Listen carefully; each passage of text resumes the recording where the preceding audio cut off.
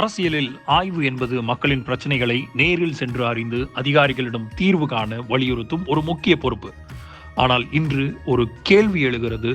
அதை பற்றின ஒரு தெளிவாக பார்க்க வேண்டிய காலகட்டம் இதுன்னு நினைக்கிறேன். ஏன்னா தாவேகா ஆட்சி அமைஞ்சு கிட்டத்தட்ட 2 மாதங்களை நிறைவு செய்திருக்கக்கூடிய சூழ்நிலையில் பல எம்எல்ஏக்களும் அமைச்சர்களும் தேவையில்லாத இடங்களில் தேவையில்லாத நேரங்களில் சென்று செய்யக்கூடிய இந்த ஆய்வுகள் மக்கள் மத்தியில் மட்டுமல்லாமல் அதிகாரிகள் மத்தியிலையும் பெரிய ஒரு அசௌகரியத்தை ஏற்படுத்தி இருக்கிறது. தாவேகாவினுடைய அமைச்சர்களுக்கும் எம்எல்ஏக்களுக்கும் கொடுக்க வேண்டிய அந்த தலைமையும் அதை கண்டும் காணாமல் இருப்பதுமே முகம் சுளிக்க வைக்கிறது.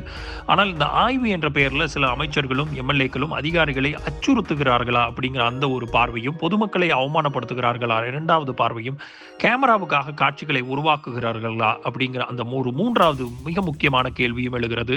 ஏன்னா இன்றைக்கு அத்தனை இடங்கள்லையும் இவர்கள் ஆய்வு செய்த இடங்கள்ல அத்தனை இருந்துமே ஒட்டுமொத்தமாக மக்கள் மத்தியில் சென்று சேர்ந்திருக்கக்கூடிய சிந்தனை என்னவா இருக்குதுன்னா, இவர்கள் அத்தனை பேருமே இந்த ரீல்ஸ் மோகத்தில் ஒட்டுமொத்தமான மக்களையும் துன்புறுத்துகிறார்கள், அதிகாரிகளை துன்புறுத்துகிறார்கள் அப்படிங்கிறதா இந்த கேள்வியே இன்றைய காணொலியினுடைய மிக முக்கிய மைய கருவாக இருக்கிறது.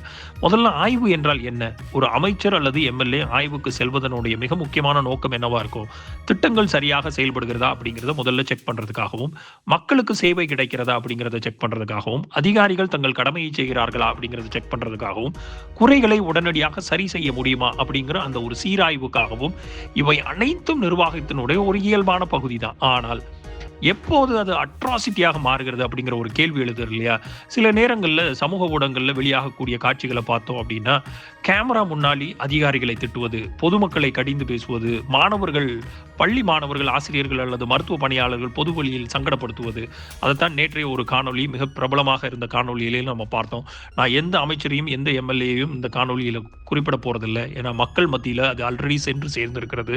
ஸோ அந்த அமைச்சர்களும் அந்த எம்எல்ஏக்களுக்கும் இது நன்றாக தெரியும், ஒட்டுமொத்த மக்களுக்கும் இது நன்றாக தெரியும் நான் யாரை குறிப்பிட்டு இந்த காணொலியை பதிவு செய்கிறேன் என்று.